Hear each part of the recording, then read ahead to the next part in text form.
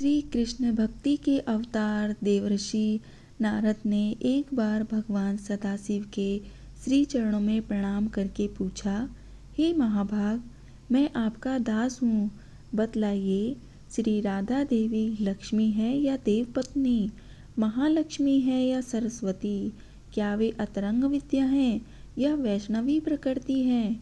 कहिए, वे वेद कन्या हैं या देव कन्या हैं अथवा मुनि कन्या हैं? तब सदाशिव बोले, हे मुनिवर, अन्य किसी लक्ष्मी की बात क्या कहें? कोटि कोटि महालक्ष्मी उनके चरण कमल की शोभा के सामने तुच्छ कही जाती हैं। हे नारद जी, एक मुंह से मैं अधिक क्या कहूँ? मैं तो श्री राधा के रूप, लावण्य और गुण आदि का वर्णन करने में अपने को असमर्थ पाता हूँ। उनके रूप आदि की महिमा कहने में भी लज्जित हो रहा हूँ। तीनों लोकों में कोई भी ऐसा समर्थ नहीं है जो उनके रूप आदि का वर्णन करके पार पा सके। उनकी रूप माधुरी जगत को मोहने वाले श्री कृष्ण को भी मोहित करने वाली है। यदि अनंत मुख से चाहूँ तो भी उनका वर्णन करने की मुझ में क्षमता नहीं है।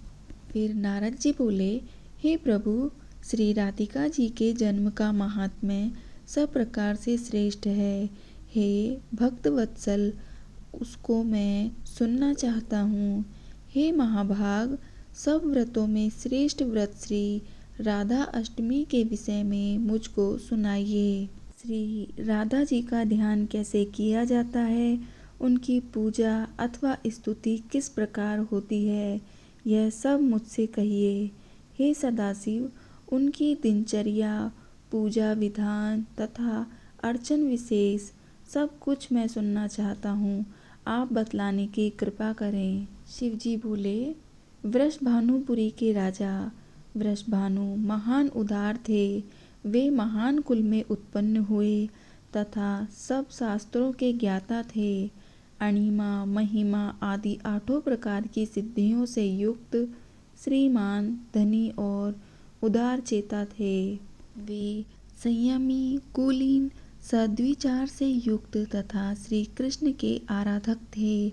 उनकी भार्या श्रीमती श्री कीर्तिदा थी। वे रूप यौवन से संपन्न थी और महान राजकुल में उत्पन्न हुई थी। महालक्ष्मी के समान भव्य रूप वाली और परम सुंदरी थी। वे सर्व विद्याओं और गुणों से युक्त कृष्ण स्वरूपा तथा महापवित्रता थी।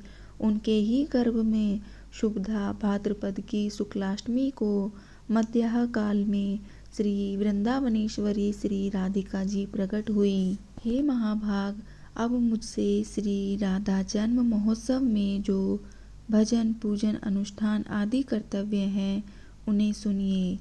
सदा श्री राधा जन्माष्टमी के दिन व्रत रखकर उनकी पूजा करनी चाहिए।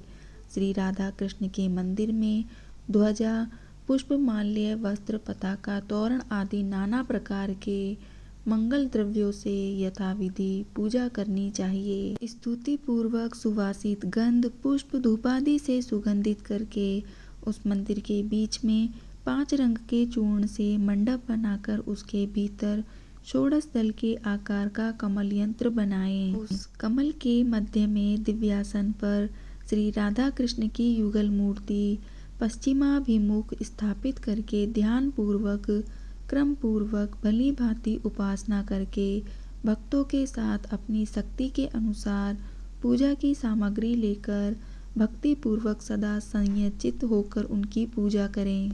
जय श्री राधे।